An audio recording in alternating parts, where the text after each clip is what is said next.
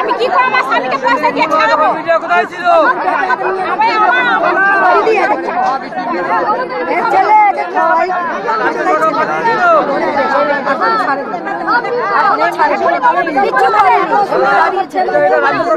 বুঝতে তো পারছি না। ছেলেরা মুসলিমরা উৎপাত করেছে, মেরেছে, পুলিশকে মেরেছে, কিন্তু পুলিশরা কিছু করেনি। সুতরাং এসে আমাদের বাজারের ভেতর ঢুকে সেনপট্টি বলে একটা জায়গা, আমাদের ওখানে বাড়ি, সেনপট্টি থেকে আমাদের পাড়ার ছেলেগুলো তেড়েছে, তালোয়ার নিয়ে তেড়েছে মুসলিমকে। আমার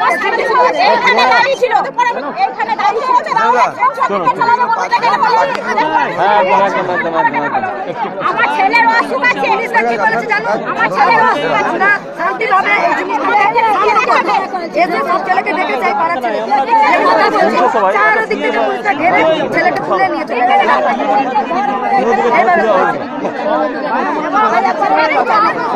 মুসলিমরা পুলিশকে মেরেছে, মুসলিমরা কিচ্ছু করেনি, ওদেরকে না ধরে আমাদের পাড়ার ছেলে দাঁড়িয়ে আছে। আমার ছেলের অসুখ আছে, খিচুড়ি বেশি কান্নাকাটি করে খিচুড়ি পড়ে যায়। ওই ছেলেকে কি করবে এখন একাই বলুন?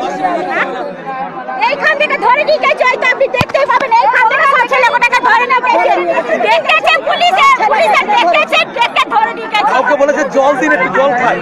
মিডিয়া দেখে কিছু আপনারা দেখছেন, আপনারা দয়া করে যাদের বাড়ির ছেলেদের নিয়ে গেছে বিনা কারণে, অন্তত তাদের কষ্টের কথা আপনারা একটু শুনুন, অন্তত মিডিয়ার মাধ্যমে আপনারা জানান। এবং যাদের ক্ষয়ক্ষতি করেছে, তাদের ক্ষয়ক্ষতি কতটা হয়েছে তা সরকার, যারা এইগুলো ক্ষয়ক্ষতি করেছে, দোকানপাট লুট করেছে বা কিছু ভাঙচুর করেছে, সরকারের এর ক্ষতিপূরণ দিতে হবে।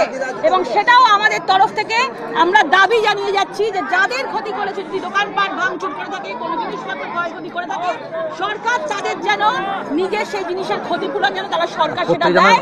এবং আমরা দাবি করছি, এবং যাদের ক্ষতি হয়েছে তারা নিজেরা যেন লিখিত অভিযোগ করে আমাদের এই ক্ষতি হয়েছে, তারা যেন সেটা থানায় অভিযোগ করবেন, সবাই থানায় অভিযোগ করুন আপনারা যে আপনাদের কি ক্ষতি হয়েছে। তারপর সরকারের দায়িত্ব আপনাদের সেই ক্ষতিপূরণ করা। যেগুলো হচ্ছে আমরা তো জমা করাচ্ছি।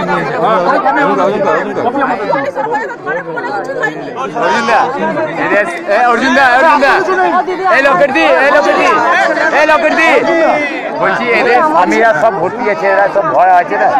হ্যাঁ ঠিক আছে, এদের জন্য ব্যবস্থা না করা কপি নেবে আমাদের কাছে।